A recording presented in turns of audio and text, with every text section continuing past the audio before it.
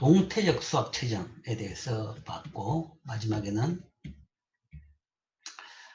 그러니까 규모의 경제를 다른 걸로 보면 이제 수학 체정이죠. 규모의 그 수학 체정인데, 이게 그 정태적이 아니라 동태적으로도 발생할 수 있다라는 거죠. 동태적으로 발생한다 그러면 결국은 어떤 선점하고 있는 산업의 선점 효과가 더 커진다는 셈입니다. 그러니까 어떤 나라가 왜 시작했느냐에 대해 가지고는, 어떤 나라가 왜 시작하게 되냐에 대해 가지고는 뭐 여러 가지 원인이 되겠죠. 뭐 인건비 때문이라든지 아니면 뭐 우연에 의해서라도 뭐 그런 경우도 생기더라는 것도 봤습니다. 어쨌든 시작을 했는데, 시작을 하게 되면 그 시작한 지역, 시작한 나라, 그 지역에서의 산업의 규모의 경제가 갈수록 더 심해지더라. 왜냐하면 동태적인 수학 체정이 발생하니까. 그러니까 그쪽에서 그 산업을 계속 하다 보니까 그 산업의 전문성이 생기고 더 좋은 성과를 내더라. 생산성이 더 높아지더라. 그러니까 그 계속적인 산업의 유지를 통해 가지고 노하우가 쌓이고 더 숙련된 인력이 쌓이고 그 다음에 기술이 쌓이면서 생산성이 더 높아지니까 동태적으로 수학 체증 현상이 더 많이 발생하더라. 그 이야기는 결국은 선점 효과가 중요하다라는 이야기입니다. 그리고 그 이야기는 후발 기업이라든지 후발 국가라든지 후발 지역이 거기에다가 도전하기가 굉장히 힘들어진다. 굉장히 힘들어지는 그런 문제가 생기는 거죠. 자, 뭐 그렇다고 해가지고 무조건 안 된다라고 할 수 있는 건 아니고, 뭐 어차피 이제 뭐 후발에 있는 선발에 있고 그러면 또 후발이 나와가지고 다시 또 뭐 일장을 겨눠가지고 또 그걸 돌파할 수도 있는 문제죠.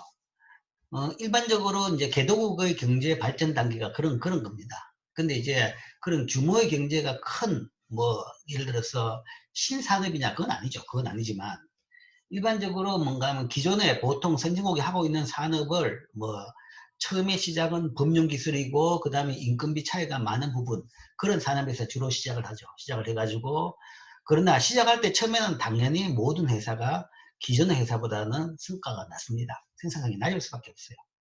그게 평균적인 ATC 비용의 형태입니다.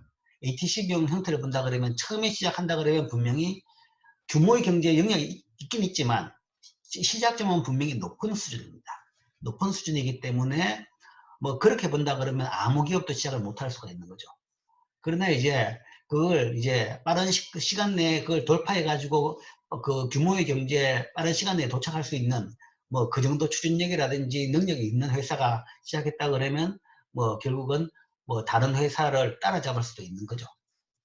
그게 일반적인 경제 발전 단계고, 그렇기 때문에 우리가 이제 뭐 자기 능력으로 할 수 있지만 그걸 이제 국가에서 그런 추월 단계에서 국가에서 보호를 해달라.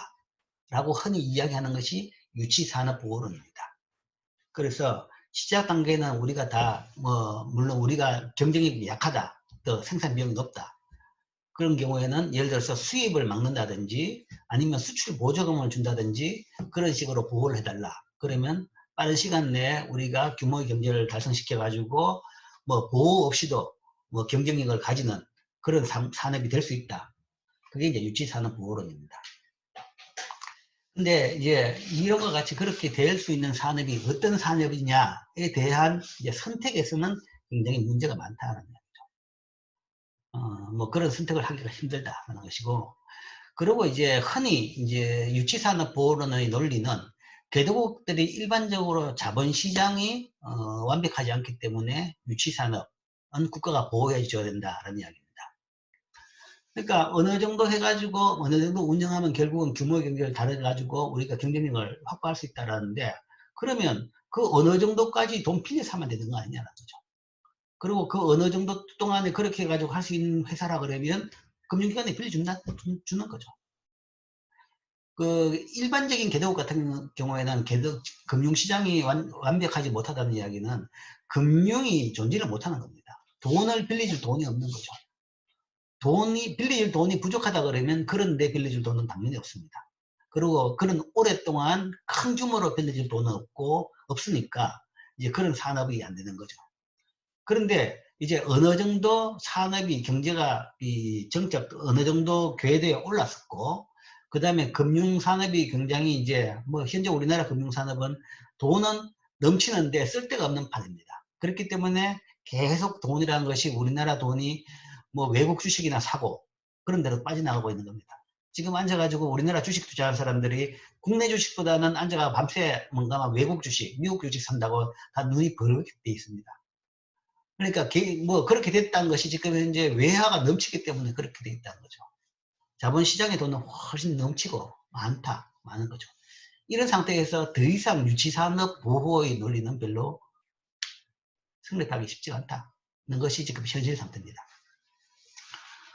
그 다음에 이게 이제 뭐 이런 수출 산업뿐만 아니라 여러 산업 보호의 논리로 많이 나옵니다. 많이 나온 것이 세계적으로 지금 배터리 산업 아니면 수소 산업 뭐 이런 데서 이제 그런 식으로 산업 보호를 요구하고 실제적으로 보호를 받고는 있죠.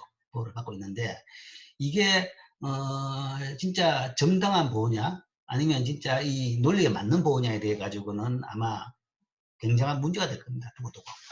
뭐 배터리 산업은 뭐 사실은 이제 중국하고 우리가 이제 그런 마찰이 있었죠. 마찰이라기보다는 중국에서 소위 그 전기차에 대해 가지고 중국산 배터리 쓰는 부분만 지원을 해주고 우리나라에서 수출하는 우리나라 회사의 배터리에 대해 가지고는 전기차에 쓰면 지원을 안 해줬다라는 그런 걸로 우리가 많이 중국에 대해서 비난을 했습니다.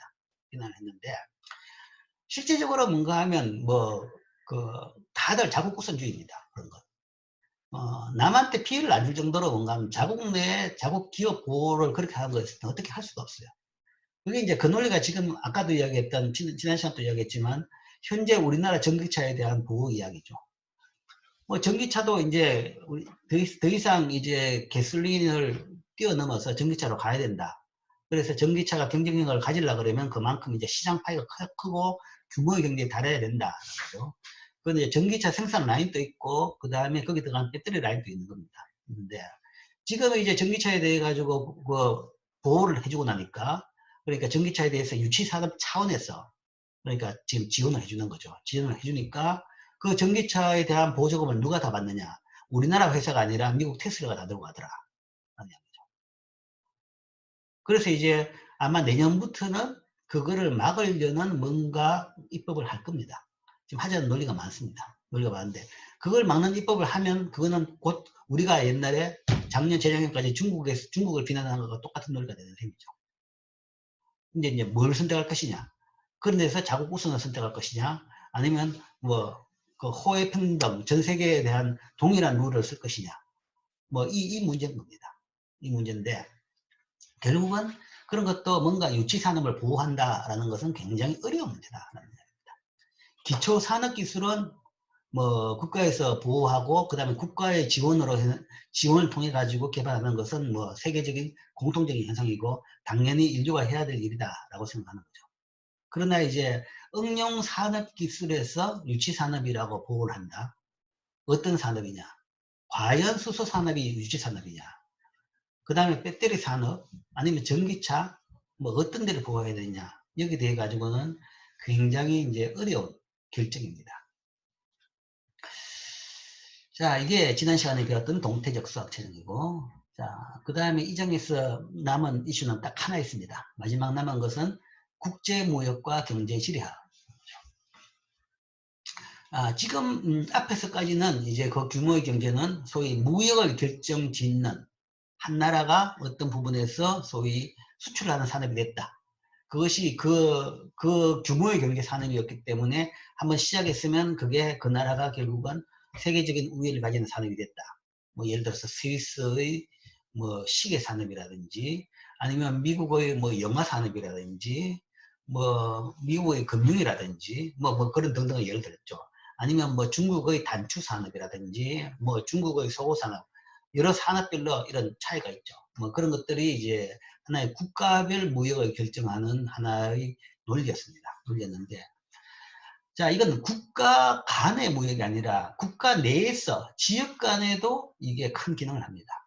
이 외부 경제는 국내에서 지역 간 무역에도 중요한 기능을 한다. 그러니까 아까 말한 산업 자체가 이건 국제적인 비교 우위가 아니고 비교이라기보다는 우위, 수출 산업 결정뿐만 아니라 그 국내에서도 그 왜 그 지역만 하느냐, 그것을 설명하는 하나의 논리인 겁니다. 뭐 영화, 헐리우드를 중심으로 한 미국 영화 산업 이야기를 했죠. 그러면 영화 산업은 미국 내에서 뭐 다른 나라하고는 빼고 미국 내에서 왜 하필 헐리우드만 그렇게 많이 모였냐. 뭐 인프라를 본다 그러면 뉴욕이라든지 사람이 훨씬 더 많습니다. 미국을 보면 동서남북 뭐 여러 군데 있습니다. 인구는 캘리포니아 쪽보다는 뉴욕 쪽이 훨씬 더 많죠. 동부 쪽이 원래 시작이었으니까. 그 다음에 미드웨스트 쪽에 시카고 쪽에도 굉장히 뭐 인구가 꽤 많습니다. 그 다음에 최근에 요즘에 남부 쪽에 플로리다하고 아틀란타 쪽에도 인구가 굉장히 많죠. 지금 키스테이트 있고라는. 뭐 그런 지역도 다 가능한데 왜 LA 근처냐, 헐리우드냐라는 거죠. 뭐 그래서 지금 이제 헐리우드를 비트하기 위해 가지고 다른 쪽에서도 예를 들어서 영화 산업이 메카 역할을 할 수도 있을 것이다라는 이제 주장을 할 수 있는 거죠. 그런데 이제 그게 힘든 것이 규모의 경제가 있기 때문에 힘들다. LA에 있는 많은 영화 제작사들은 전 미국의 소비자를 위해서 영화를 만드는 겁니다. 실제적으로 뭔가 하면 전 세계를 대상으로 아니라 시장은 전 미국을 대상으로 하는 거죠. 미국 내에서 이게 영화의 한 메카가 된 겁니다. 된 거고, 그리고 이제 그게 하다 보니까 결국 규모의 경제가 계속되고 더군다나 동태적 규모의 경제까지 되면서 그 다음에 타 지역이 감히 들어오지를 못하게 되는 거죠. 그러니까 미국 지역 내에서도 이 규모의 경제가 이런 입지 요건 아니면 산업의 공고화를 시키는 하나의 큰 역할을 했다. 뭐 우리나라는 뭐 여기에 따진다 그러면 소위 말해서 이제 충무로라는 이야기 하죠. 충무로, 영화 그러면 충무로라는 이야기 합니다. 충무로에 과연 그게 정확하게 어떤 지점에 어떤 회사가 있는지 잘 모르겠지만 아마 영화사들이 충무로에 있는 것 같습니다. 영화사들이. 그래서 영화 그러면 충무로라고 이야기하죠. 근데 이제 그걸 좀 비트하기 위해 가지고 여러 군데서 많이 여러 지자체에서 시도는 해봤습니다.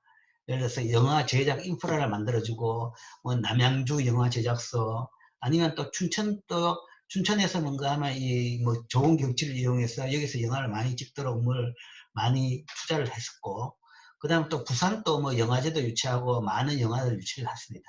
여러 지자체별로 이제 그걸 뛰어넘으려고 많이 했는데 근데 뭐 요인이 뭔가 규모의 경제인지 뭐또 그 충무로의 아성을 아직은 뛰어넘지는 못하고 있는 거죠.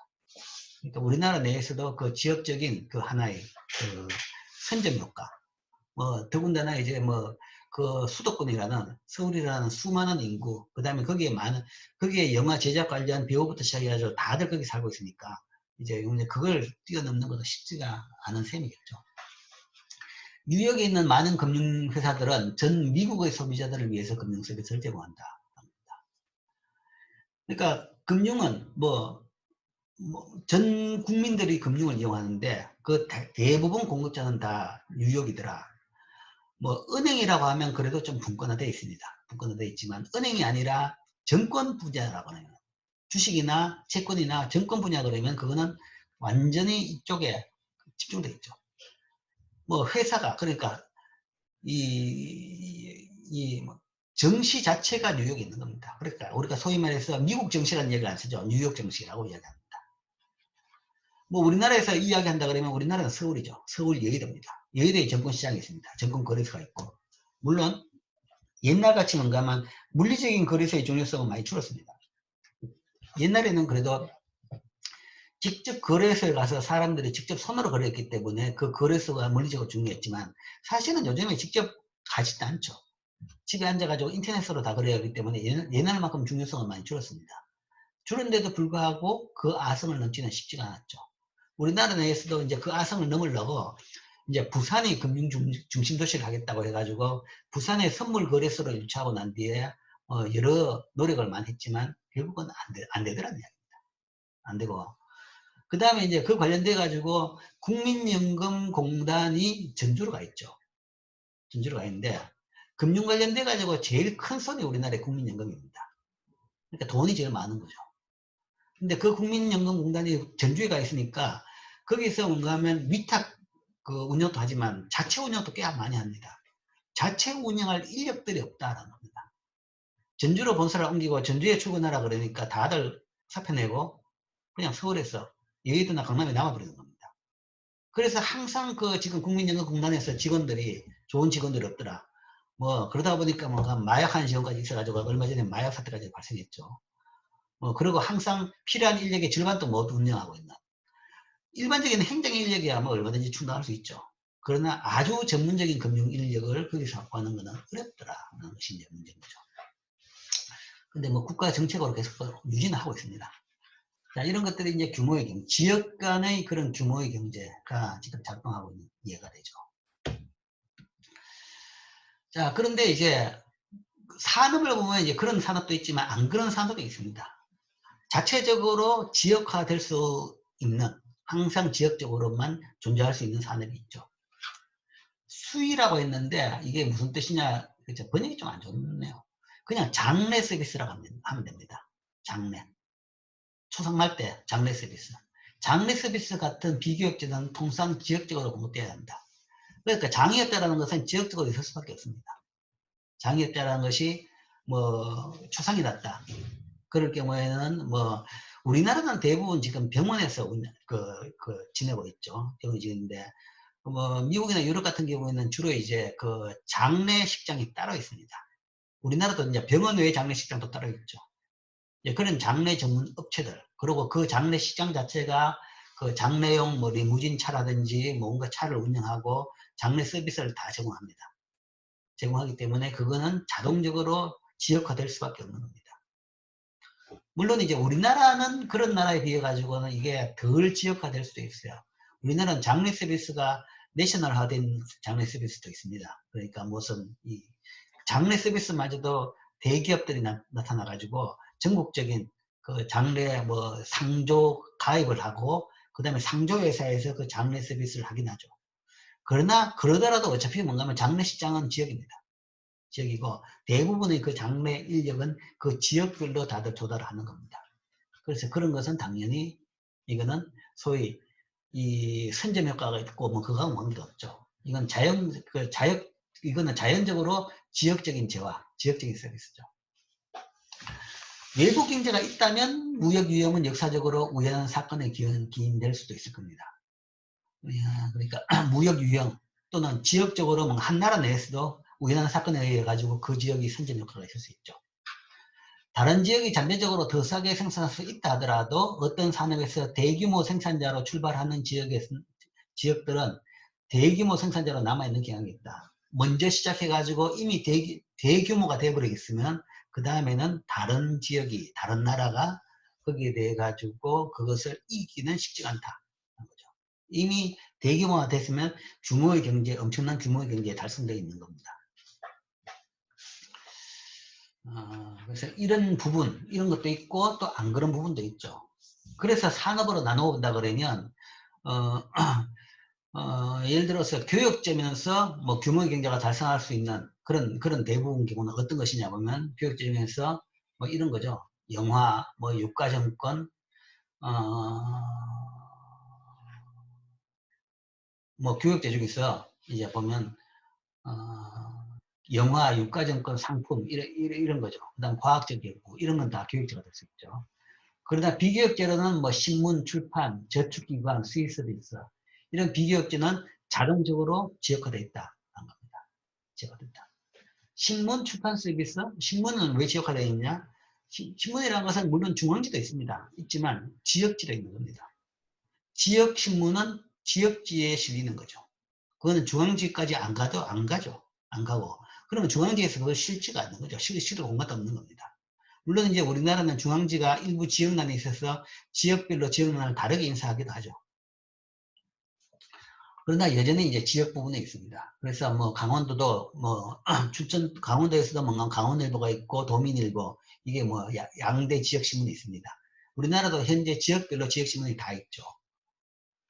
뭐 출판도 마찬가지죠. 건져 들고 가 출판해야 되는 겁니다. 물론 이제 옛날보다는 출판이라는 것이 이제 훨씬 더 간편해졌기 때문에 뭐 그런 기능은 많이 줄었습니다. 요즘은 사실은 인터넷을 통해 가지고 출판 의뢰, 출판까지도 가능은 합니다. 뭐 전통적으로 봐서 그렇다라는 이야기죠. 저축기관, 저축기관 또 결국은 점포 사업이기 때문에 이건 지역화되어 있습니다. 물론 이제 은행은 조금 다르죠. 은행은 내셔널뱅크입니다. 은행은 전국에 지점을 가지는 내셔널뱅크인데 여기서 말하는 저축기관은 쉽게 말하면 농협, 지역 농협이나 아니면 새마을금고 아니면 저축은행을 이야기합니다. 이런 지역금융 이런 기관들은 법적으로 뭔가 하면 점포를 지역에서밖에 운영 못하게 되어 있습니다. 농협 자체는 사실은 농협중앙회는 있죠. 중앙회가 무슨 금융파트가 있기 때문에 그거는 은행하고 똑같습니다. 그렇지만 비슷한 농협을 간판을 달았는데 소위 농협 단위조합이라고 해놓은 게 있습니다. 그러니까 춘천 같은 경우에는 춘천 뭐 농협 아니면 춘천 수협, 춘천 그런 아니면 뭐 예를 들어서 그런 거 춘천 뭐 축협 뭐 이런 것들은 춘천 원예 농협 한림대학교 앞에 그런 게 있습니다. 춘천 원예 농협 그런 식으로 농협도 이 부문별로 이 지역 농협을 가지고 있습니다. 근데 그런 농협은 법적으로 그 지역에만 존재할 수 있습니다. 전국적으로 없죠. 그래서 그런 저축기관은 비교육제고 지역적으로 존재하는 겁니다. 그런 건 규모의 경제 대상이 아니죠. 뭐 장애 서비스도 마찬가지 겁니다. 그래서 산업이 이렇게 나눠진다 하는 것이 있고 그러나 옛날에 비해서는 이게 줄어듭니다. 점점점 옛날에 비해서는 이 로컬이 줄어듭니다. 줄어든 것은 로컬이 살아날 수 있는 것은 결국은 그 거리 비용, 시간 비용입니다. 거리 비용이죠. 거리 비용이 있기 때문에 딴 데서 못 드는 겁니다. 그런데 그 거리 비용이라는 것이 경제가 발전하고 기술이 발전하면서 점점점 줄어들죠. 거리 비용이라는 것이. 일단 뭐 움직이는데 비용이 많이 줄어들고 그러니까 교통수단이 좋아지고 길이 좋아지니까 훨씬 더 적은 비용으로 쉽게 사람들이 많이 이동할 수가 있고 그 다음에 통신 비용이 엄청나게 줄어들죠. 옛날에는 예를 들어 가지고 뭐 시외 전화한다 그러면 국제 전화한다 그러면 엄청나게 비쌌는데 그래서 전화 한마디만 돈 많이 나간다 빨리 끊어라 막 그런 얘기를 했죠. 근데 요즘 그럴 필요가 전혀 없습니다. 그러니까 이 상대적으로 로컬 지역화의 위상은 옛날보다 점점 떨어집니다. 점점 떨어지고 있다. 자, 어쨌든 본질적으로는 이렇게 두 개 나누어진다라고는 볼 수 있죠. 자, 더 광의로 경제지리학이란 것인데, 뭐 사실 김경현 교수님이 이쪽을 전공하시는데 도시경제학 또는 경제지리학 이런 겁니다. 입지를 통해 가지고 이제 분석하는 겁니다. 입지를 통해서.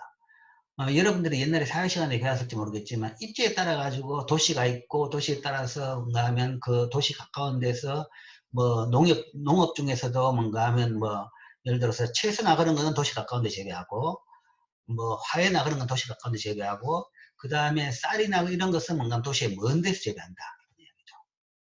이건 다 이제 입지 요건이라는 것이 수송비라든지 그런 걸 다 고려해 가지고 그렇게 입지를 하는 겁니다. 그래서 경제적으로 봐가지고 지역에 따라서 어떤 것이 배치되는지 라는 것을 연구하는 것이 경제지리학입니다. 국제무역, 지역과 무역 및 대도시와 전원지역의 경제활동의 조직에 대한 연구를 하는 것이 이제 경제지리학입니다. 그런 차원에서 지형이나 아니면 지리, 입지를 보는 것이 이제 중요하죠. 뭐 예를 들어서 뭐 자영업을 한다 그러더라도 자영업에서 제일 중요한 것은 뭔가 하면 직접 고객을 대하는 자영업 같은 경우는 입지가 굉장히 중요합니다. 소위 상권 분석이라는 겁니다. 비용과 상권 분석인 거죠. 그게 넓은 의미에서의 그런 경제지리학에 포함이 되는 겁니다. 경제지리학은 어떻게 인간이 공간적으로 서로 거래하는지를 연구하는 겁니다. 그런데 이제 옛날보다는 그게 이 중요성이 많이 떨어졌다라는 것은 현재의 교통뿐만 아니라 인터넷, 이메일, 텍스트 메일, 화상회의, 이동전화와 같은 통신수단의 변화는 인간이 공간적으로 서로 거래한 방법을 변화시키고 있다. 옛날에 비해 가지고 그 스코프가 확 넓어진 겁니다.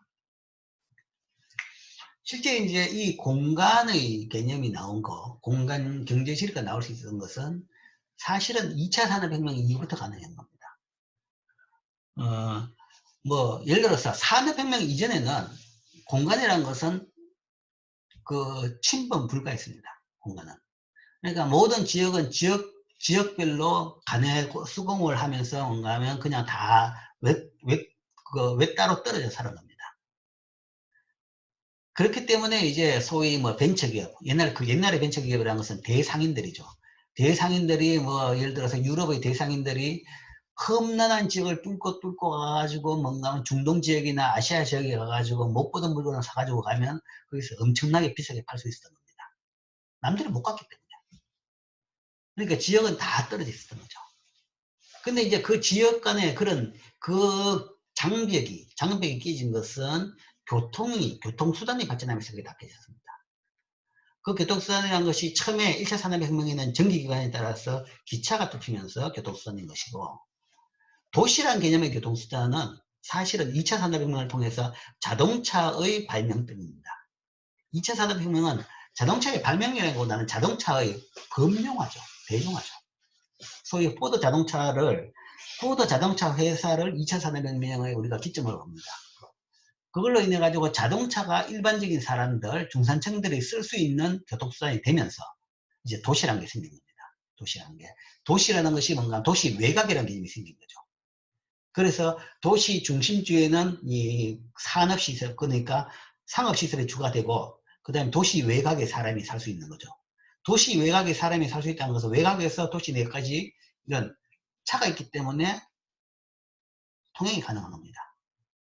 그걸 통해 가지고 소위 아까 말한 대로 입지적으로 거리가 가능한 거죠. 그게 이제 경제 지리가 생긴 셈이고, 그 다음에 이번 코로나 사태로 인해 가지고 거기에 대한 개념이 확 바뀐다라는 거죠. 확 바뀌고 있습니다. 이제는 직접 차를 타고 갈 필요가 없이 이런 뭐랄까 화상회의, 이게 급격히 보편화되고 있는 거죠. 화상회의가 급격히 보편화되고, 교육마저도 그렇죠. 옛날에는 대학이라는 것이 뭔가 하면 이 하나의 그 물리적인 위치가 중요했습니다. 그래서 대학이라는 것은 오래된 전통적인 건물이 있고 역사가 있고 거기에 와가지고 학생들이 배우고, 그러나 실제 배우는 것만 따진다 그러면 사실은 통신대학도 분리 문제가 없다. 근데 옛날에 일부 소수 계층에 의한 통신대학이 아니라 모든 대학 교육 자체가 지금 이제 이런 줌을 통한 화상교육으로 바뀌고 있는 거죠. 그러니까 이번 기점에, 물론 지금은 이제 사람들이 움직이는 것이 병을 퍼뜨리는 그런 위험 때문에 다들 이제 안 움직이면서 이게 강제로 이렇게 퍼져버렸는데, 이 사태가 끝나고 난 뒤에도 원위치로 갈 것이냐에 대해 가지고는 이제 그럴 가능성이 낮다고 보는 사람들이 많죠. 옛날보다 뭔가 하면 진짜 사람들이 이런 새로운 기술로 잘 안 가려고 했는데 많은 사람들이 강제로 써보니까 뭐 가는 게 문제가 없더라는 얘기죠. 그렇다 그러면 많은 부분들은 이렇게 갈 수가 있는 겁니다. 교육뿐만 아니라 직장도 마찬가지죠. 이제 재택근무. 옛날보다는 재택근무가 많이 활성화될 겁니다. 물론 재택근무가 이루어졌던 것은 이제 몇 단계가 있습니다. 한참 재택근무를 해봤다가, 첨단을 해봤다가 재택근무가 효용성이 떨어진다는 그런 평가가 많았습니다. 그래서 재택근무 했던 회사마저도 다시 회사로 사람을 불렀어요. 불렀다가 지금 다시 또 재택으로 또 확 갔죠. 그러니까 물론 모든 산업에서 일괄적으로 되지는 않을 겁니다. 그러나 재택근무가 별로 효율성을 안 떨어지던 것은 재택근무가 확 늘어날 겁니다. 늘어나고 교육도 이제 그런 차원에서 뭔가 좀 달라질 수가 있겠죠. 실제 이제 그런 차원의 다른 교육기관으로서 제일 선두가 사실은 우리가 미네르바 칼레지라는 게 있어요. 세계적인 대학인데 미네르바 칼레지라고 해서 우리나라에도 캠퍼스가 있습니다. 그것은 전 세계적인 소위 말해서 통신교육기관입니다. 통신교육기관. 캠퍼스가 없이 지역별로 지역에서 그냥 이런 줌을 통해 가지고 인터넷 강의를 통해서 전 세계적으로 강의하는 그런 회사입니다. 그런 학교입니다. 이제 그런 게 하나의 새로운 양식이 되지 않을까. 자, 이것도 큰 변화입니다. 변화죠. 뭐 무역론을 이야기하지만 첫 시간에 이야기했지만 무역도 굉장히 많이 변하고 있습니다. 변하고 있는 것이 내가 전에 학생들한테 무역은 사양산업이다라는 이야기했습니다. 사양산업이라는 것이 무역량이 준다는 것은 아니죠. 무역량은 훨씬 더 늘어납니다. 늘어나는데 무역의 전문성이 떨어진다는 이야기죠. 전문성이 떨어지면 무역에서 일자리가 높은 월급의 일자리가 많이 없어지는 겁니다. 즉 통신이 발전되고 인터넷이 발전되고 그 다음에 이 배송 수단이 발전되고 싸지면서 이제는 개인이 무역을 하는 거죠. 그러니까 해외 직구를 개인이 하게 되니까 결국은 무역 자체, 전문적인 무역상의 위치가 점점점 위축이 되는 겁니다. 이게 마찬가지죠. 지역 내도 마찬가지죠. 지역 내에서 물건 사는 거하고 똑같아 되는 겁니다. 우리 여기서 앉아가지고 뭐 추천에 있으면서 추천해서 뭐 전자랜드 가서 물건 살 수가 있고 이마트 가서 물건 살 수가 있는 거죠. 뭐 그렇게 살 수 있고 어떤 거는 인터넷 보면서 뭔가 하면 또 다른 지역에 사는 겁니다. 그 인터넷이 용산에 있는 전자상가가 될 수가 있고 아니면 뭐 가천에 있는 상가가 될 수 있고 뭐 어딘지는 모르죠. 아무도 신경 안 쓰죠. 그냥 인터넷에 물건 보고 가격 보고 그냥 사는 겁니다. 지역이라는 것이 별 의미가 없어지는 거죠. 그게 꼭 왜 우리나라냐? 하다 보면 뭔가 하면 용산이든 가천이든 아니면 뭐 북경이든 아니면 뭐 암스테르담이든 미국이든 다 따져가지고 이 배송비하고 가격 따져가지고 싸면 싼 데로 가는 겁니다. 이렇게 되겠죠. 이렇게 되면서 옛날식의 이 무역의 개념이 점점점 이렇게 희약해진다. 라는 것이 지금 이제 변화입니다. 변화. 그런 차원에서 무역의 전문성이 옛날부터는 떨어진다고 볼 수 있죠. 자, 경제지리학까지 했습니다. 자, 이상이 이제 규모의 경제에 따른 무역의 결정 이론에 대한 겁니다. 질문.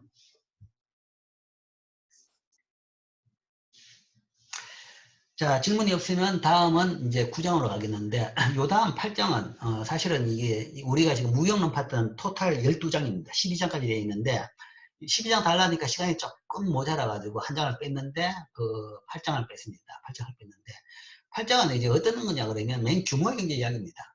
근데 이거는 이제, 우리 7장 같은 경우에는 외부 규모의 경제였죠. 그죠? 근데 8장은 내부 규모의 경제죠. 일반적으로 우리가 배웠던 경제학에서 배웠던 그 규모의 경제로서 무역이 발생하는 겁니다.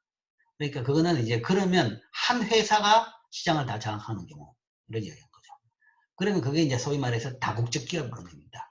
한 회사가 전 세계 시장을 장악하는 기업이다. 그러면 그게 소위 다국적 기업, 모든 세계에 그 물건을 팔 수 있는 회사다. 그래서 한 산업 자체가 그렇게 되는 산업이 있다. 그러면 그게 소위 전 세계 시장을 다 먹을 수 있는 겁니다. 뭐 따져본다 그러면 우리나라에 있는 삼성전자, 뭐 하이닉스 같은 게 이제 그런 유형 회사들이죠. 반도체 D램에서는 그런 이제 규모의 경제를 달성하는 회사다. 한 회사는 아니지만 사실은 헐리우드의 영화 산업도 이제 그렇게 또 볼 수 있습니다. 그렇게 볼 수 있죠.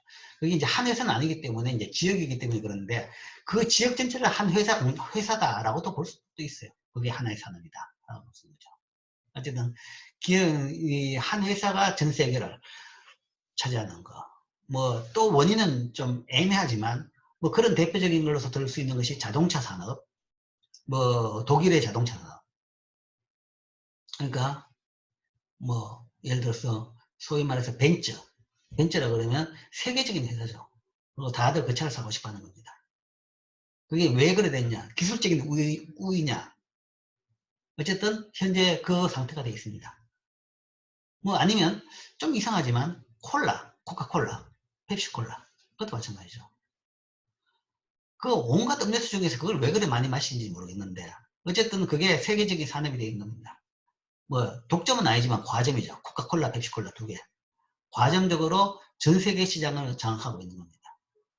뭐 그런 식으로 한 회사가 코카콜라, 펩시콜라는 규모의 경제는 아닌데 뭐 어떻게든 그렇게 되어 있는 거죠. 어쨌든 뭐 제일 그 대표적인 규모의 경제로 따져본다 그러면 아마 삼성전자의 반도체 D램 정도가 될 겁니다. 그런 것들이 이제 자동적으로 다국적 기업이 되는 거죠. 그러면 그게 이제 전 세계에 대한 공급자, 그게 수출을 결정하는 논리가 되는 거죠. 그게 이제 8장의 내용입니다. 그래서 뭐 8장은 그렇고 그거는 건너뛰고 그 다음으로는 9장으로 넘어가겠습니다. 자, 9장부터는 이제 완전히 내용이 달라졌습니다. 9장부터는 경제 정책입니다. 무역 정책.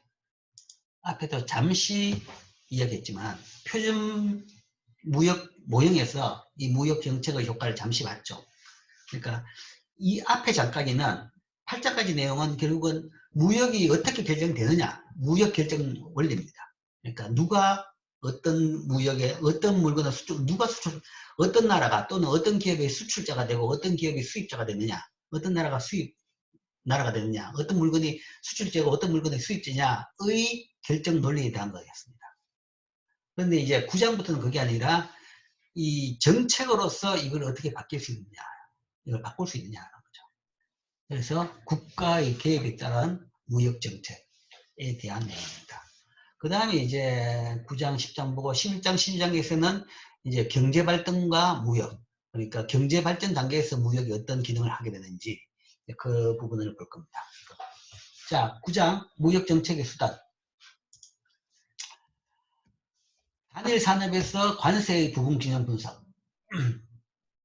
이미 우리가 표준 무역 모형에서 이 부분을 봤습니다. 어쨌든 관세가 부과되면 어떻게 되는지를 봤죠. 그 이야기입니다. 그래서 관세가 없는 상태에서 일반 표준 무역 모형에서 세계적인 균형이 달성됐죠. 세계적인 균형이 되고 세계 거래 가격이 무역 가격이 결정됩니다. 상대 가격이 결정됩니다. 여기에다가 한 나라가 관세를 부과했다. 그렇게 되면 거기에서 소위 생산량, 소비량, 거래량이 어떻게 바뀌는지를 볼 겁니다.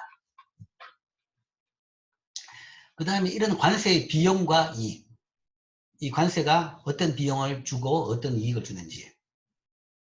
물론 이 내용까지 여러분들이 원론에서 배웠죠. 원론의 3장인가 이 내용이 있죠. 경제학 원론에 이 내용이 있는 내용인데 뭐 그걸 반복한다라고 생각하면 될 겁니다. 그 다음에 수출 보조금. 관세와 또 다른 무역 정책 수단으로 쓰는 것이 수출 보조금이죠. 그래서 수출 보조금은 또 어떻게 똑같은 부분에서 볼 수 있느냐. 같은 메커니즘으로. 그 다음에 또 다른 무역 정책으로 보는 것이 수입 관세입니다. 수입 쿼터입니다. 수입 양을 제한할 수 있는 정책을 할 수 있어요. 그럼 그런 정책을 하게 되면 또 이런 모형에서 또 어떤 변화가 있는지를 각각 보게 될 겁니다.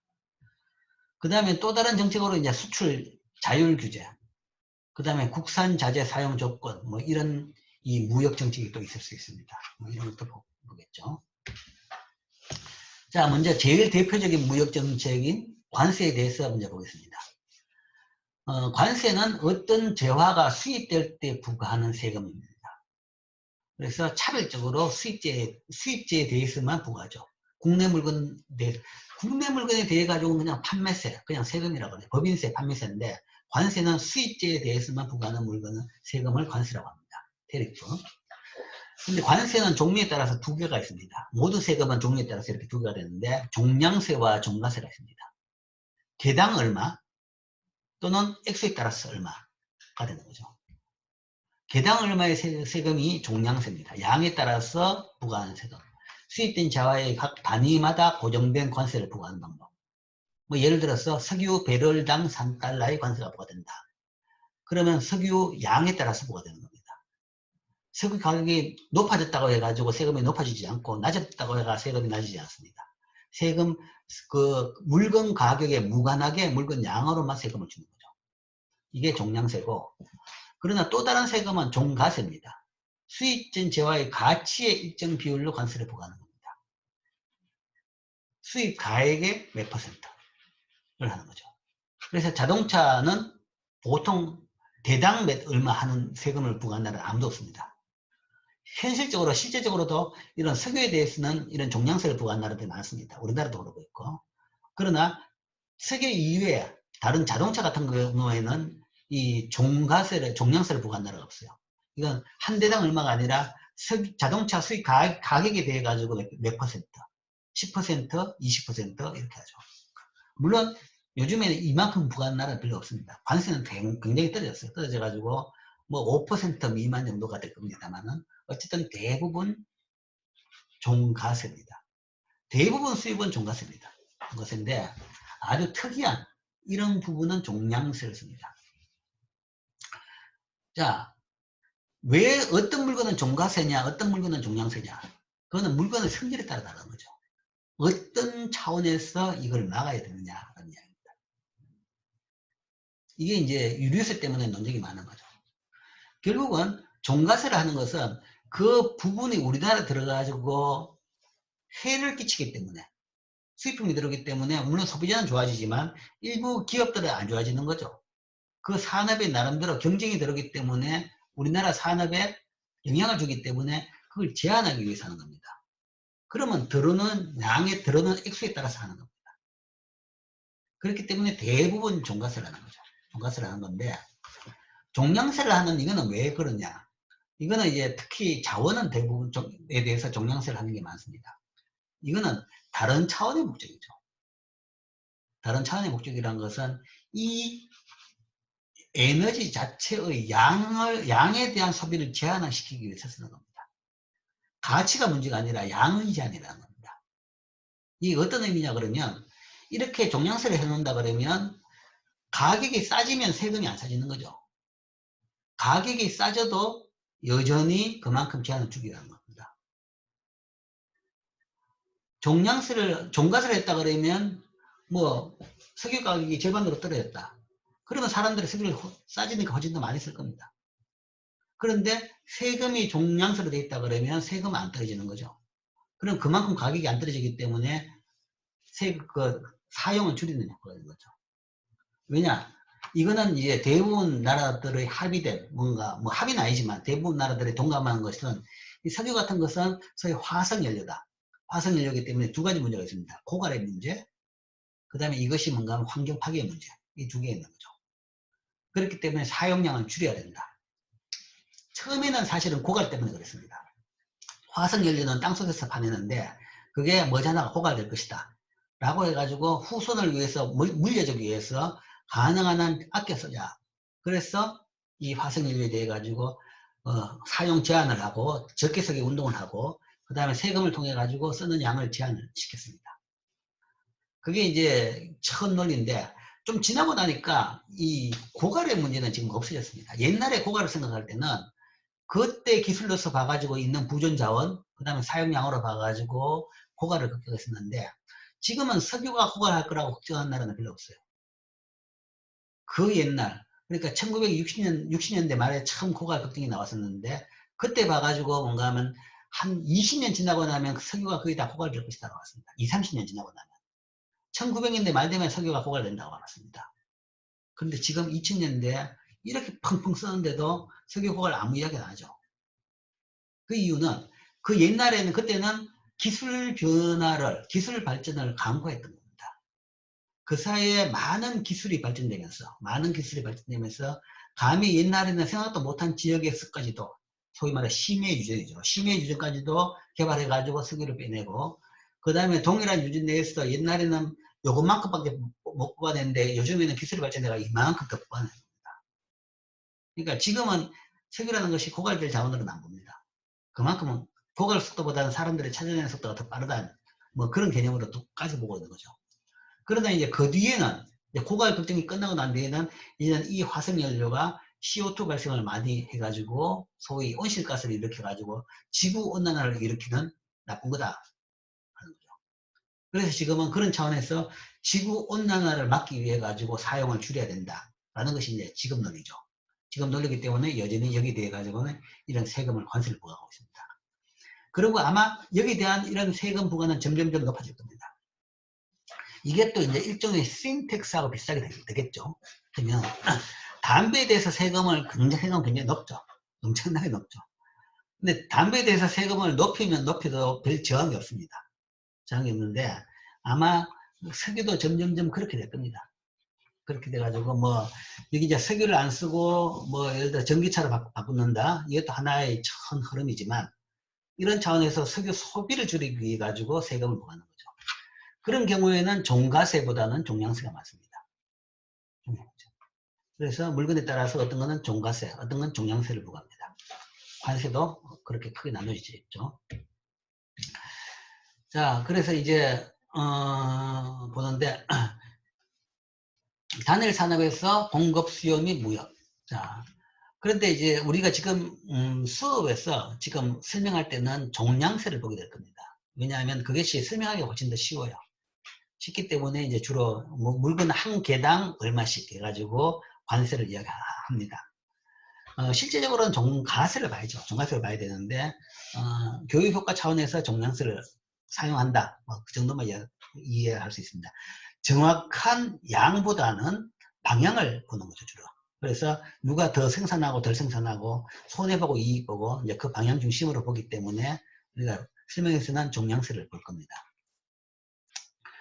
자, 이제 구체적으로 이제 설명을 볼 겁니다. 관세 효과. 자, 먼저 쉽게 단일 산업에서 공급, 수요 및 무역.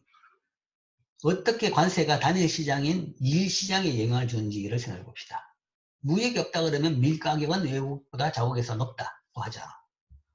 그러면 무역으로 밀은 가격 차가 없어질 때까지 외국에서 자국으로 선적된다. 자, 결국은 이겁니다. 이 그림을 이해하면 되겠죠. 앞에 이 설명들이 다 이 그림에 대한 설명입니다. 자, 그냥 단순한 수요 공급입니다. 수요 공급. 이게 밀산업이라고 생각해도 되고, 아니면 우리나라 주식엔 쌀 산업이라고 생각해도 됩니다. 자, 우리나라는 쌀을 수출 안 하기 때문에 이건 안 맞겠지만, 어쨌든. 밀이라고 얘기대로 밀로 합시다. 그렇게 되면, 예를 들어서, 이 가격이 높으면 수요가 줄고, 가격이 낮으면 수요가 떨어지겠죠. 수요가 늘어나겠죠. 그렇기 때문에 우하향하는 이런 곡선이 되고, 그 다음에 공급은 또 반대죠. 가격이 높을수록 공급은 많고, 가격이 낮으면 공급은 적습니다. 농산물이 공급 탄력성이 그렇게 크냐라고 하겠지만, 물론 이제 짧은 기간 내에 공급 탄력성은 별로 없습니다. 그러니까 한 해, 현재 밀 같은 경우에는 지금 현재 가격에 따라 가지고 공급량이 변하진 않겠지만, 그런데 이게 한 해가 아니라 뭔가 하면 장기적으로 10년 동안 봤을 때는 당연히 탄력성이 있습니다. 특히 우리나라 같이 농토가 제한된 나라는 몰라도 미국은 땅이 넘칩니다. 땅이 넘치기 때문에 많은 지역에서 뭔가 하면 강제로 농사를 못 짓게 하고 있습니다. 그러니까 농사를 안 지으면 뭔가 우리나라에서 그런 걸 주죠. 농사를 안 지으면 뭐를 대신 보조금을 주는 거죠. 그런 정책을 통해 가지고 농사양을 제한하고 있습니다. 제한하는 이유가 모든 데서 다 밀농사를 짓다가는 밀 가격이 폭락을 해가지고 밀농민들이 다 거지가 될 것이다. 그리고 전략적으로 봤을 때 세계적으로 미국이 주 밀 수출 국가인데 전 세계 다른 나라들한테 훨씬 더 싸게 밀 공급을 해주고 받는 돈은 훨씬 더 적은 거죠. 그렇기 때문에 어느 정도 시장 지지, 가격 지지 차원에서 밀 생산량을 많이 줄여놨습니다. 많이 줄여놓은 거죠. 줄여놓은 건데 만약에 밀 가격이 오른다 그러면 생산이 확 할 수 있는 땅은 넘치지 않는 겁니다. 그래서 밀도 충분히 양의 기울기를 가지는 공급 곡선이 되는 겁니다. 이렇게 되죠. 자, 여기서 이제 국내 시장만 본다 그러면 균형은 이 점이 될 겁니다. 이 점이 되고 그러면 사실은 지금 경우는 밀 수입국가 경우입니다. 미국이 얘가 아니라 밀 수입국가 경우인데 왜 수입국이냐 그러면 가격이 상당히 높은 데 결정돼 있죠. 높은 데 결정됐다는 것은 결국은 나중에 수입국가가 될 겁니다. 어쨌든 이런 나라 그러면 PA가 국내 가격입니다.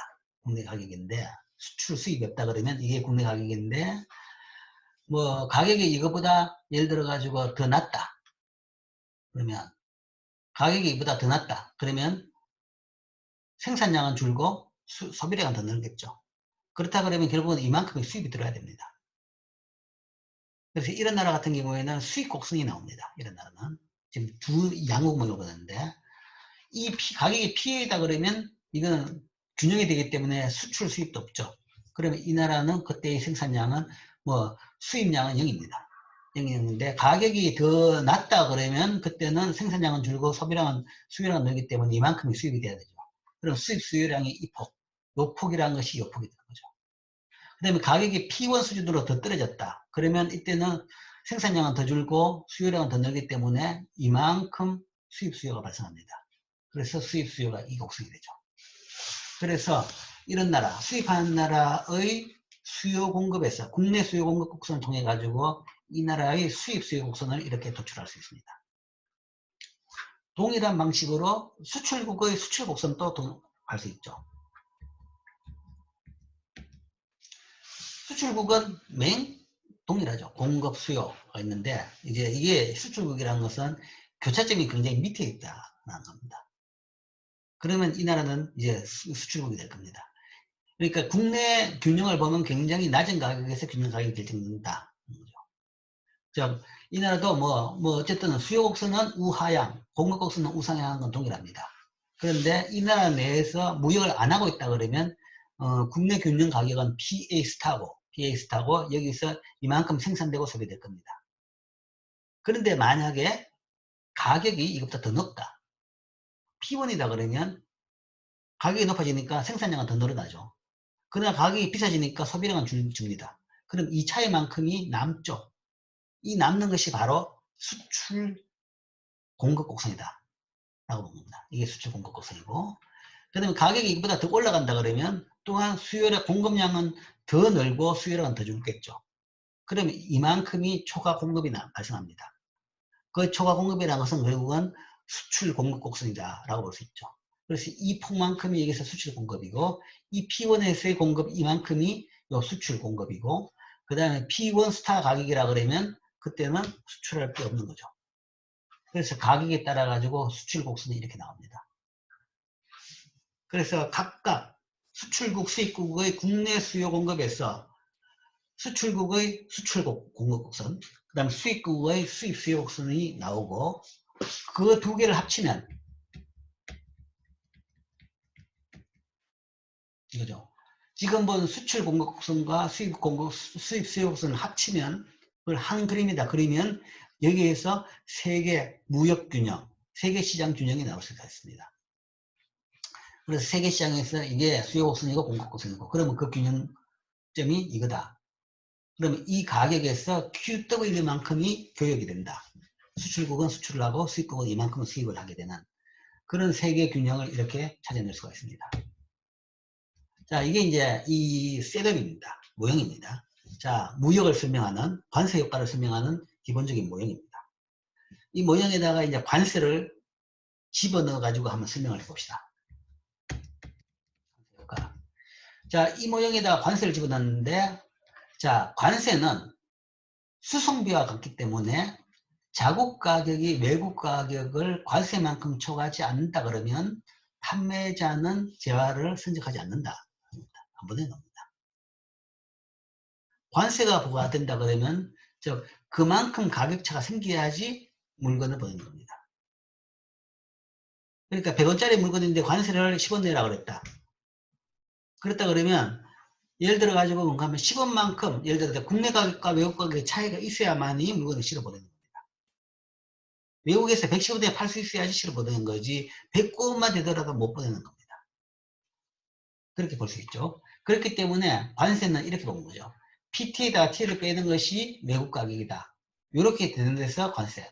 즉, 그 이야기는 관세는 PT하고 PT 스타, 수출입국의, PT는 수입국의 가격이죠. PT 스타는 수출국의 가격입니다. 양국의 가격 차가 관세보다 관세가 돼야 된다는 거죠. 양국 가격 차가 관세만큼 돼야 되는 겁니다. 그래야지 그 부분에서 무역이 발생하죠. 그러면 그림에서 본다 그러면 이렇게 됩니다. 이 그림이라는 것은 아까 지금 배웠던 두 그림을 합친 겁니다. 뭐 세 그림이겠지만 아까는 이게 자국 수요 공급이고 여기에서 자국의 수입 수요 곡선이 나왔고 이게 나왔죠. 그 다음에 이게 외국의 수요 공급이고 여기에서 뭔가 하면 수출 공급 곡선 이게 나왔죠. 그래서 그 두 개를 합쳐가 세계시장 그림을 봤죠. 그 세 그림을 지금 한 그림에 합친 겁니다. 그 세 그림을 다 지금까지 본 모든 그림을 한 그림에다 다 합친 겁니다. 합친 이 그림에서 자 관세는 자 각각이 되어 있다 그러면 무역이 없다 그러면 자국의 균형은 이 점이고 외국의 균형은 이 점이겠죠.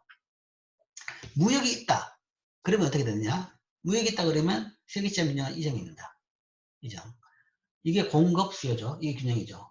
그러면 이게 세계시장 가격이고 양국의 가격입니다. 그럼 이 나라에 쓰는 PW 가격에서 이만큼 만들고 이만큼 수요를 하기 때문에 이만큼 수입을 하는 거죠. 수입을 하기 때문에 요 폭이 바로 요 폭이 되는 겁니다. 수입 수요.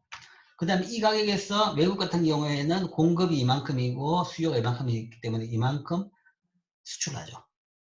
그래서 이게 수출이 X 이 수출량입니다. 그래서 이게 균형이죠. 그래서 무역이 없을 때는 PW 가격에 양국의 시장이. 그러니까 자국 같은 경우는 옛날보다 가격이 이 가격에서 여기까지 떨어졌죠. 떨어졌고, 외국 같은 경우에는 이 가격에서 가격이 이까지 올라갔습니다.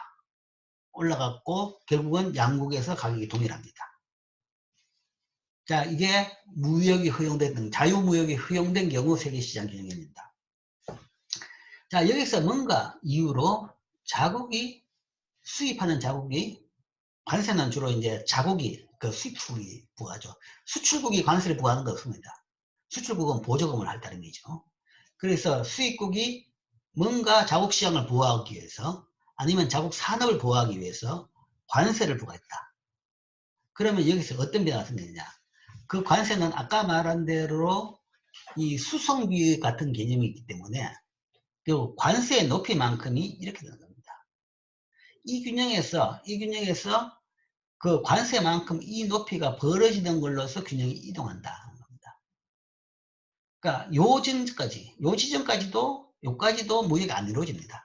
무역이 이루어지려고 그러면 요 지점부터 무역이 이루어집니다. 요 지점부터. 그러니까 요 지점이라는 것은 이만큼 관세 높이가 돼야 되는 거죠. 이만큼 이렇게 된다는 것은, 이 이야기는 어떤 개념이냐 그러면, PT가 이 PT가 되고, 그러니까 자국에서의 가격은 PT가 되고, 외국에서의 가격은 PT 스타가 되는 거죠. 수출업자 같은 경우에는 자기 수출 가격에다 관세를 더한 것이 이 나라, 수입한 나라에서의 시장 가격이 되는 거죠. 그래야지 수출을 할 수 있는 겁니다. 그 가격이 안 된다 그러면, 격차가 그만큼 안 나간다 그러면 수출을 못 하는 겁니다. 손해보고 수출해야 되는 거죠. 그리고 수출해봐야, 실어가지고 보내봐야 그 나라에서 안 팔리는 거죠. 비싸기 때문에. 그래서 요때부터 된 거죠. 그리고 뭐 요때가 결국은 결정량이 되겠죠. 이 점이라는 것은 어떤 점이냐 그러면, 요 수요 곡선과 공급 곡선의 높이차, 동일한 양에서의 그 높이차가 정확하게 관세가 되는 지점, 이것이 T만큼의 관세를 부과했을 때 양국에서의 가격이 됩니다. 가격이 되고, 그러면 이게 소위 수입 가격이고, 수입국에서의 시장 가격이고, 이게 수출국에서의 시장 가격이죠.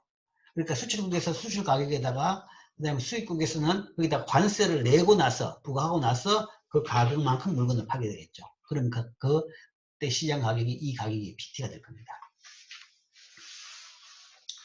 즉, 관세를 부과하게 되니까 뭐 뻔한 이야기지만 결국은 교역량이 이만큼 줄어든다.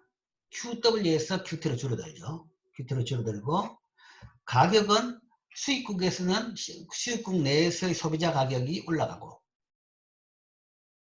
수출국에서의 수출 가격이 떨어진다. 수출 가격이 떨어지는 겁니다. 자, 수출국에서 수출 가격이 왜 떨어지냐? 물건을 덜 팔기 때문에. 생산량이 줄기 때문에, 그러니까 덜 팔리기 때문에 결국은 그 국내에 대한 공급은 늘어나고 덜 팔리기 때문에 그 가격은 떨어지는 겁니다. 가격이 떨어지고, 그 다음에 수입국은 그만 관세만큼 또 가격이 오르게 되죠. 그래서 수입국의 시장 가격은 오르게 되고 수출국의 판매 가격은 떨어지는 그런 효과가 생기죠. 뭐 그 구체적인 효과를 보기 전에 뭐 당장 가격만 봐가지고 그러면 이걸 가지고 우리가 이렇게 이야기했죠. 교역조건 변화. 그러니까 외국을 피해시켜가지고 자국이 이득을 보는 것이다 라는 거죠. 자국이 이득을 볼 수는 있습니다. 볼 수 있는 것이, 가격이 올라가가지고 소비자는 손해가 볼지 몰라도 결국은 가격이 오르기 때문에 국내 생산은 더 늘었습니다. 그래서 일자리는 더 늘릴 수가 있는 거죠. 그런데 뭐 그런 이제 이득이 있을 수 있습니다. 근데 소비자의 보호와 소비자의 비용과 그다음 일자리 증가를 합쳐가지고 뭐가 좋냐, 거기에 대해 가지고는 더 판단할 여지가 있습니다. 그러나 거기다가 플러스 관세만큼 돈을 받은 게 있죠. 그렇기 때문에 결국은 이거는 토탈하면 옛날보다는 더 좋아집니다.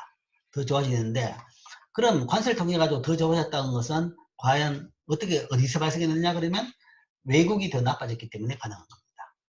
외국은 이만큼 덜 생산했기 때문에 생산 규모가 줄었고 일자리가 줄어든 거죠. 그래서 보통 관세라는 것은 상대국의 피해를 바탕으로 우리가 더 잘 되는 것이다. 자, 거기에 대해서 일단 관세의 뭐 즉시적인 효과는 맞습니다. 좀 더 구체적으로 보죠. 관세 효과는 뭐 그래서 뭐 이 이야기입니다. 자국에서 무역하에서 관세로 부가로 가격이 인상되고 자국 생산자들은 더 공급하고 자국 소비자들은 가격이 올랐으니까 덜 소비하게 된다. 그래서 수입량은 QW에서 QT로 감소한다. 외국 시장에서는 자유무역 가격 PW에서 관세 부과로 가격이 하락했죠. 그러니까 외국 생산자는 공급을 줄이고 외국 소비자는 더 많이 소비를 할 수 있다. 수출량은 줄어든다. 말이죠. 그래서 이때 자국의 수입 수요량은 외국의 수출 수요량과 같다. 자국에서 가격 상승은 관세보다 작을 수도 있다. 자, 그런데 이제 가격 관세 효과를 보는데 이 자국에서의 가격 상승이 지금 여기서 받는 것과 같이 뭐 가격 상승이 발생했는데 그게 얼마만큼 가격이 상승할 것이냐라는 이야기죠. 관세 효과의 일부는 외국의 수출 가격 하락을 야기한다. 그런데 이 효과는 때로는 매우 작을 수가 있다.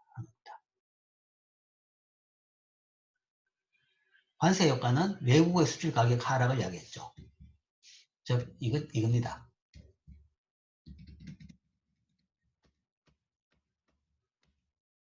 이 그림이죠. 관세 때문에 외국의 가격이 이렇게 떨어졌습니다. 가격이 떨어졌죠. 근데 이게 얼마나 떨어질 것이냐 그런 이야기죠. 자, 이 떨어지는 이 떨어지는 폭이라는 것은 어디에 좌우되냐 그러면 공급곡선의 기울기입니다. 기울기를 뭔가 하면 점점점 완만하게 만들수록 저 폭은 줄어듭니다. 줄어들고 극단적으로 공급곡선을 완전 탄력적 수평성의 공급곡선이라 그러면 이게 없어집니다. 이 공급곡선이 완만하다 그러면 이 XX도 똑같이 기울기로 완만해집니다. 완만해지면 결국은 이 높이는 결국은 다 이 위쪽으로만 가버립니다. 국내 가격 상승만 있지 세계시장 가격에 영향을 안 주는 거죠. 안 줄 수도 있습니다. 제일 그런 극단적인 경우가 이 나라가 소국인 경우, 이 나라가 대국인 경우입니다. 왜 이 나라에서 이 가격이 떨어지냐 그러면 이 나라에서 수입해가는 물건이 줄었기 때문에 가격이 떨어진 겁니다. 근데 수입해가는 물건이 줄은 것이 아주 미미하다 그러면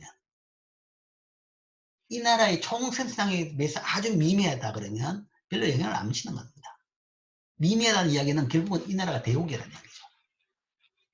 대국이고 이 나라가 소국이다 그러면 그때는 이 가격이 거의 없다. 세계시장 가격에 영향을 안 주는 겁니다. 그러니까 소국의 적은 나라에 상식적으로 그렇죠. 적은 나라의 무역정책, 소국의 무역정책에 따라 가지고 그 나라가 그 물건 조금 적겠었다고 해가지고 수입을 줄였다고 해가지고 세계시장 가격에 영향을 안 받죠. 안 만든다는 이야기입니다. 이제 이 가격의 변화는 그렇다. 뭐죠? 탄력성에 따라서 거기에 따라서 탄력성이 달라지죠. 그렇게 되면 이제 뭐 그 효과는 또 다 다릅니다. 그러니까 관세의 효과가 국내만 갈 것이냐 아니면 세계 시장까지 영향을 미칠 것이냐는 그 나라 규모에 따라 달라지는 거죠. 자, 그 이야기입니다. 자국에서 가격 상승은 관세보다 작을 수 있다. 그러니까 관세 효과 일부는 외국 수출 가격 하락이 이해하는데 이 효과가 매우 작을 수가 있는데 특히 이제 소국의 경우 국가가 작으면 소국의 수요는 그 재화에 대한 세계 수요에 비해서 미미하기 때문에 세계 시장 가격에 영향을 미치지 못할 것이다. 그게 소국의 정의죠. 그럼 외국 가격은 하락하지 않고 가격은 PW가 그대로 되는 겁니다. PW가 그대로 되고 국내 가격만 관세만큼 높아지는 겁니다. 국내 가격만 관세만큼 높아집니다. 그림으로 보면 이렇게 되는 거죠. 그림으로 보면 국내 가격만 관세 더한 PT만큼 더해서 이렇게 높아지는 거죠. 높아지는 경우. 그러니까 이제 세계시장 가격은 그 나라의 규모가 어느 정도냐에 따라 가지고 달려있다라고도 볼 수 있습니다. 그래서 관세 효과는 나라 규모에 따라 소국이냐 대국이냐에 따라 달라집니다. 그리고 소국 같은 경우는 이렇게 되고 실제 여러분들이 원론에서 배웠던 관세 효과는 이 소국 경우입니다. 이게 훨씬 더 그러니까 소국이 아니다 그러면 두 나라 간의 이 효과가 어떻게 되느냐, 그 비율을 결정하기가 이제 만만찮은 문제죠. 비중에 따라 가지고 탄력성에 따라서 아니면 곡성의 기울기에 따라 가지고 그게 달라집니다. 달라지는데 그냥 소국이다 그러면 간단하죠. 한 효과가 그 나라 자국에 다 발생하니까. 그러니까 이렇게 되는 겁니다. 근데 이제 관세 효과는 소국 가지고 분석하는 것이 그게 합당한 것이 전 세계의 나라가 200개가 됩니다. 그러면 관세라는 것은 자국 한 나라인 거죠. 물론 이제 덩치 큰 나라들이 지원 지표가 있긴 있지만 대부분 나라를 따져본다 그러면 자국 한 나라 무역정책, 관세정책에 따라서 세계 시장, 그 나머지 199개 나라의 모든 것의 가격에 대해서 영향을 미칠 부분은 상당히 한정적일 수 있는 겁니다. 대부분 나라는 영향이 없는 거죠. 그렇기 때문에 일반적으로 관세 효과를 볼 때는 이 소국무용을 많이 이용합니다. 그래서 여러분들의 원론에서 그때 관세 효과를 봤을 때도 요 소국 모형으로서 관세 효과를 본 겁니다. 관세 효과를 통해서 볼 수 있죠. 자, 그래서 우리가 이제 표준적인 모형에서 오늘은 표준적인 모형에서 이 관세의 효과, 관세의 정의를 보고 관세의 유형을 보고 그 다음에 표준적인 모형에서 관세의 효과를 그림으로까지 설명했습니다. 다음 시간에는 이제 관세의 실효세율도 보고, 그 다음에 여기서 이제 관세의 효과를 이제 다시 볼 겁니다. 효과라는 것이 가격이 아니라 더 떠나가 후생효과. 후생효과라는 것은 결국은 소비자 잉여, 생산자 잉여, 세금에 따른 관세 수입, 이런 걸 따져가지고 누가 얼마만큼 손해를 보고 누가 얼마만큼 어느 나라가 이익을 보느냐, 그런 부분을 통해 가지고 분석을 하게 됩니다.